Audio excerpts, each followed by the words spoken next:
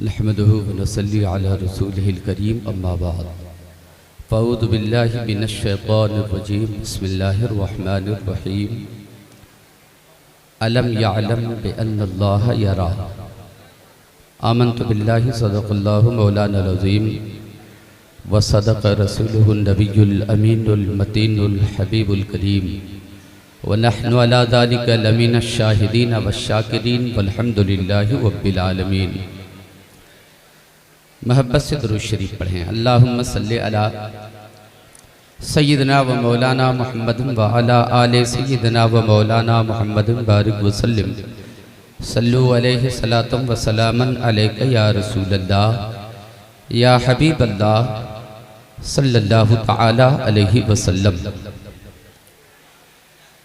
मरीज़म चश्मे जादूवे मोहम्मद सल्लल्लाहु अलैहि वसल्लम। मरीज़म चश्मे जादूवे मोहम्मद गिरफ्तारम बगेसूवे मोहम्मद। मरीज़म चश्मे जादूवे मोहम्मद गिरफ्तारम बगेसूवे मोहम्मद बउम्मीदे शफाअत रोज़े महशर बउम्मीदे शफाअत रोज़े महशर निगाहे आसियाँ सूवे मोहम्मद। सुभान अल्लाह आमीन। निगाहे आसियाँ सूवे मोहम्मद सल्लल्लाहु अलैहि वसल्लम। तमाम तारीफ़ें परवरदिगार आलम के लिए जो पूरी कायनात का खालिक व मालिक है। बेशक बेशुमार सलात व सलाम उस मुक़द्दस नबी की बारगाह में जो रहमत बनकर हमारे दरमियान जलवा अफरोज़ हुए।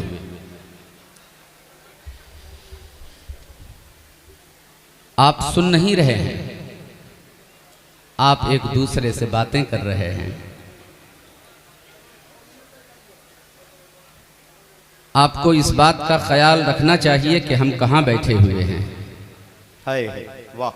यहाँ आने के बाद भी अगर आप बात ही करते रहे तो फिर सुनने की कोई जगह बताइए आप जहाँ आप जाकर सुन सकते हैं।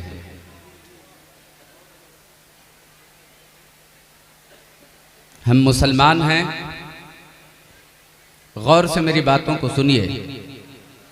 हम किसी जलसे में इस वक्त खिताब नहीं कर रहे हैं।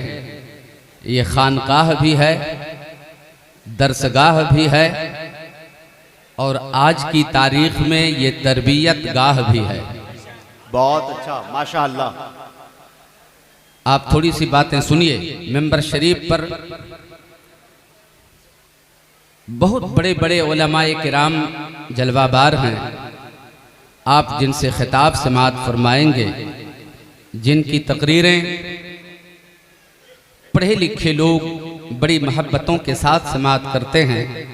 मेरी मुराद हज़रत अल्लामा डॉक्टर मुसव्विर रज़ा मुफ्ती मुसव्विर रज़ा साहब मिसबाही, जिनका खिताब आपको बाज़ाब्ता तौर पर समाअत करनी है। हजरात, थोड़ी सी बातें मैं आपसे करना चाहता हूँ, मोहब्बतों के साथ मेरी बातों को सुने। हो सकता है कि आप मुझसे वो न सुन पाएं जो आपने सोच रखा है। आज पहली बार आपके सामने नहीं बोल रहा हूँ, इससे पहले भी आपसे कुछ बातें मैंने की हैं। आज फिर मैं कुछ बातें आपके सामने रखना चाहता हूँ। बातों में अगर सच्चाई हो तो आप उन बातों पर अमल कीजिए। हम मुसलमान हैं, गौर से सुनिए। मिंबर शरीफ पर उलमाए किराम जलवाबार, मैं उनकी दुआएं चाहता हूं। करम करम। एक मुसलमान को इस बात का इल्म होना चाहिए कि मुसलमान को इस्लाम ने किस तरह जीने के कहा है। वाह। हम ऐसा नहीं जीते जैसे इस्लाम ने हमें जीने को कहा है। हमारी जिंदगी ऐसी नहीं गुजरती जिस तरीके से शरीयत ने हमें जिंदगी गुजारने की इजाजत दी है। हमारी जिंदगी का एक एक लम्हा अपनी तबीयत के मुताबिक गुजरता है। अपनी मर्जी से हम जीते हैं। दुनिया का हर काम अपनी तबीयत से हम किया करते हैं। अपनी मर्जी से जी रहे हैं, जबकि हमें अपनी मर्जी से नहीं जीना चाहिए। ये दुनिया में मुसलमान कौम इसलिए पैदा की गई है कि दुनिया की सारी कौमें मुसलमान को जीते हुए देख करके जीने का सलीका सीख सके। वाह बेशक। अगर हमारे जीने का अंदाज बिगड़ा रहा, अगर हमारी जिंदगी में आवारगी रही, अगर हमारी जिंदगी में अय्याशी रही, अगर हमारी जिंदगी में बेराह रवी रही, तो फिर दुनिया की किसी कौम को जीने का सबक कैसे पढ़ाएंगे आप? है। हमें जीना नहीं आया आज तक कि मुसलमान को कैसे जीना चाहिए। हमें तो इस बात का भी इल्म नहीं है कि इस्लाम ने रास्ता चलने का तरीका क्या बताया। हमें अब तक इतना भी मालूम नहीं इस्लाम ने हमें सोने के तरीके क्या बताया। हमें अब तक ये भी पता नहीं कि इस्लाम ने पानी पीने का तरीका हमें क्या बताया। हमें यह भी पता नहीं है इस्लाम ने अपने बच्चों की तरबियत करने का तरीका हमें क्या बताया, नहीं मालूम है। अगर हमें पता होता तो हमारी बच्चियां आज अपने घर से बाहर नहीं जाती, किसी दूसरे के साथ चक्कर नहीं लगाती। खामी हमारे अंदर है। बच्चों और बच्चियों की तरबियत से पहले बच्चों के बाप और उनकी मां की तरबियत बहुत जरूरी है। अगर ये काम हो जाता है तो इंशाअल्लाह जो बीमारी फैल चुकी है वो बीमारी खत्म हो जाएगी। हमें जीना नहीं आता, हम अपनी तबीयत से हर काम कर लिया करते हैं, कोई टोकने वाला नहीं, कोई रोकने वाला नहीं, अपनी मर्जी से जी रहे हैं। गौर से सुनिए हजरात, तकरीर नहीं कर रहा हूं, एक दर्द है जो आपके सामने रख रहा हूं। उर्से रहमानी से एक पैगाम पहुंचना चाहिए आप तक, एक मैसेज छूटना चाहिए। क्या आप वहां से लेकर आए हो? मैं आपको चाहता हूं बताऊं आपको कि आपको कैसे जीना है। मोहम्मद के गुलाम ऐसे नहीं जीते जैसे आप जी रहे हो। किसी अल्लाह वाले से, किसी फकीर कामिल से पूछ लिया गया, बताइए मोमिन कौन होता है और काफिर कौन होता है? गौर से सुनिएगा, मोमिन कौन होता है और काफिर कौन होता है? उस वली कामिल ने जवाब दिया, ये तो बताना बड़ा आसान है। कहा आसान है तो बता क्यों नहीं देते, आसान है तो समझा क्यों नहीं देते? उस फकीर कामिल ने जवाब दिया, जानना चाहते हो तो सुनो, मोमिन कौन होता है और काफिर कौन होता है? जो काफिर होता है वो अपनी मर्जी से जीता है, जो काफिर होता है वो अपनी तबीयत से जीता है, जो काफिर होता है हर काम अपनी तबीयत से करता है, अपनी मर्जी से किया करता है। तबीयत चाहती है झूठ बोलने की, बोल लेता है। तबीयत चाहती है शराब पीने की, पी लेता है। तबीयत चाहती है जुआ का अड्डा आबाद करने की तो वो चला जाता है। तबीयत चाहती है फाहिशा के अड्डे पे जाने की, वहां चला जाता है। तबीयत होती है आवारगी की, आवारगी कर लेता है। जो काफिर होता है उसकी जिंदगी इस तरह गुजरती है, अपनी जो तबीयत होती है वो कर लेता है। उसकी मर्जी होती है, उसकी मर्जी होती है बुराई करने की, बुराई कर लेता है। फरेब देने की फरेब दे देता है, हराम खाने की हराम खा लेता है, गाली देने की गाली दे लेता है। जो काफिर होता है वो अपनी मर्जी से जीता है, वो अपनी तबीयत से जीता है, वो अपनी ख्वाहिश के मुताबिक जीता है, वो अपनी मर्जी से हर काम किया करता है। जो काफिर होता है वो जिंदगी का एक एक लम्हा अपनी मर्जी से जिया करता है, और जो मोमिन होता है वो अपनी मर्जी से नहीं जीता, जिंदगी का एक एक लम्हा खुदा की मर्जी पे छोड़ दिया करता है, खुदा की मर्जी के मुताबिक गुजार दिया करता है। वाह वाह वाह, जिंदाबाद जिंदाबाद। वाह, जरूरत इस बात की है, मैं आपसे ये नहीं कहता कि आप काफिरों वाली जिंदगी जी रहे हो, नहीं कहता, मगर इतना जरूर कहूंगा कि आप भी रब की मर्जी के मुताबिक नहीं जी रहे हो। अगर रब की मर्जी से जी रहे होते, सजदे हमसे नहीं छूटते, तिलावत हमसे नहीं छूटती, झूठ के करीब हम नहीं जाते, फरेब किसी को हम नहीं देते, माँ बाप की नाफरमानी हम नहीं करते, गद्दारी हम नहीं करते, शराब खाने आबाद हम नहीं करते, जुआ की महफिल हम आबाद नहीं करते। हम भी मोमिन वाली जिंदगी नहीं गुजारते, कमी हमारे अंदर है, खामी हमारे अंदर है, हम जन्नत के रास्ते से दूर होते चले जा रहे हैं, खुदा की रहमतों से बड़ी दूर होते चले जा रहे हैं। जरूरत इस बात की है हम खुदा की रहमतों के करीब होने की कोशिश करें, हम जन्नत के रास्ते पर चलने की कोशिश करें। इस्लाम हमें कैसे जीना सिखाता है, दुरूद शरीफ पढ़िए तो मैं बात खत्म कर दूं। अल्लाहुम्मा सल्ली अला सय्यदना व मौलाना मुहम्मदिन बारिक व सल्लिम सल्लु अलैहि सलातम व सलामन अलैका या रसूल अल्लाह या हबीब अल्लाह सल्लल्लाहु तआला अलैहि वसल्लम। मोहतरम दोस्तों और बुजुर्गों, अपनी तबीयत को बदलने की जरूरत है, अपनी मर्जी को बदलने की जरूरत है। हम बहुत दूर हो चुके हैं दीन से, हम बहुत दूर हो चुके हैं मजहब से। मैं आपसे ये अर्ज करना चाहता हूँ, जब आप यहाँ से जाओ तो एक ऐसी जिंदगी जीने की कोशिश करो, आपके घर में कोई आपको जीते हुए देखे तो कहे इस घर में मोहम्मद का गुलाम कोई जिया करता है, कोई मोहम्मद का दीवाना जिया करता है।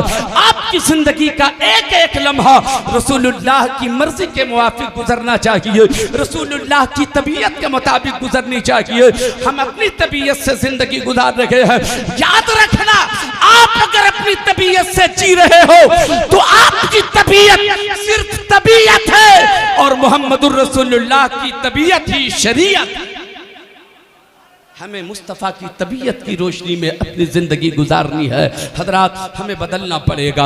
हम कहाँ चले जा रहे हैं, हम किस कदर गुनहगार हैं, हम किस कदर खताकार हैं, फिर भी सजदा भूले हुए हैं। अल्लाह हम पे रहम फरमाता चला जा रहा है, करम पे करम फरमाता चला जा रहा है। हम गुनहगार हैं, उसके बावजूद हमारे ऐबों पे वो पर्दा डालता चला जा रहा है, हमें जन्नत की राहें दिखाता चला जा रहा है। हजरात, जन्नत तो अल्लाह तबारक व तआला ने हम जैसे मोहम्मद के गुलामों के लिए बनाई, मगर हम जन्नत के रास्ते से दूर होते चले जा रहे हैं।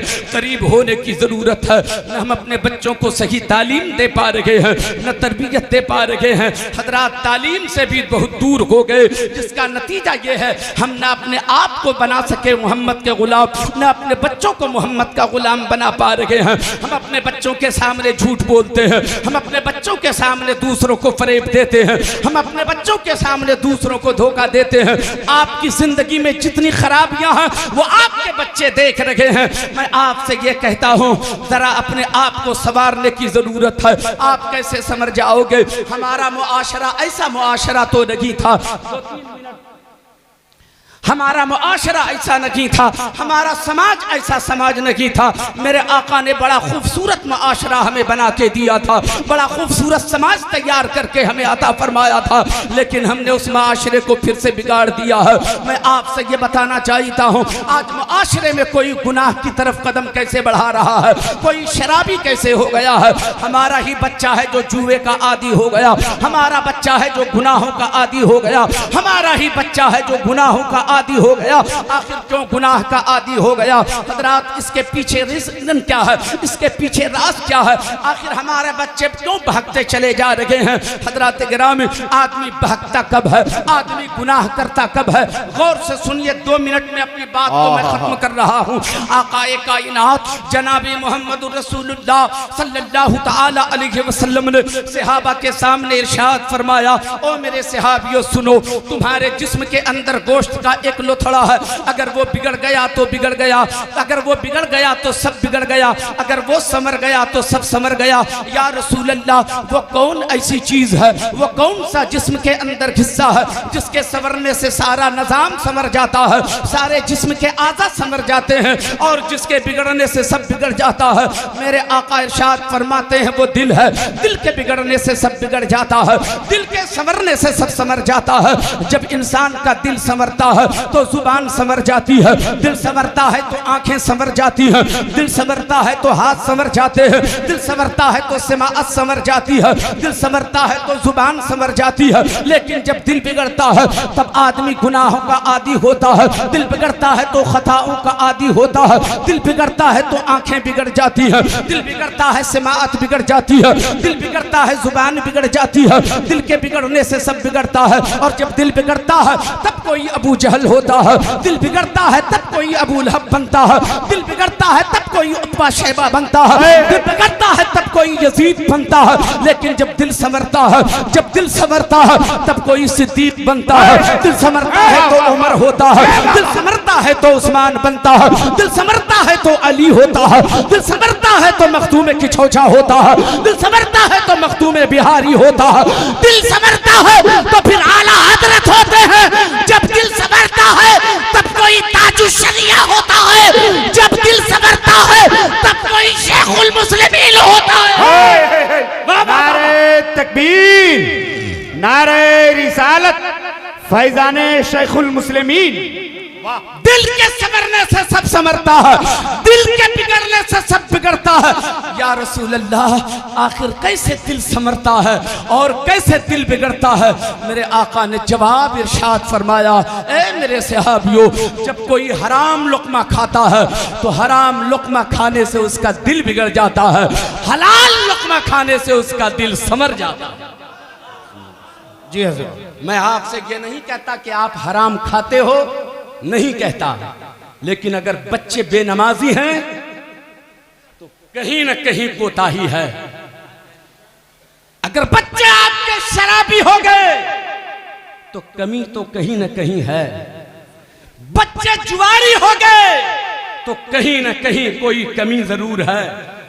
उस कमी को दूर करने के लिए आज का पैगाम सिर्फ यह है, पूरी जिंदगी हुजूर शेखुल मुस्लिमीन इंसान को इंसान बनाते रहे, आदमी को आदमी बनाते रहे। आज एक पैगाम लेकर जाइए, अगर आदमी बनना हो, इंसान बनना हो तो खुद भी हलाल खाओ और अपने बच्चों को भी हलाल खिलाओ, तेरा दिल संवर जाएगा। फिर किसी को कहने की जरूरत नहीं पड़ेगी कि तुम नमाज क्यों नहीं पढ़ते हो, तुम गुनाह क्यों करते हो। हजरात, दिल संवर जाएगा हलाल खाने से। तो जो हलाल खाता है वो खुद ही नमाजी हो जाता है, वो खुद ही सच्चा हो जाता है, वो खुद ही नेकोकार हो जाता है, वो खुद ही तहज्जुद गुजार हो जाता है, वो खुद ही तकवा शिआर हो जाता है। एक पैगाम लेके जाओ कि खुद भी मेहनत की कमाई खाना है और अपने बच्चों को भी मेहनत की कमाई खिलाना है। अस्सलामु अलैकुम व रहमतुल्लाह। आए है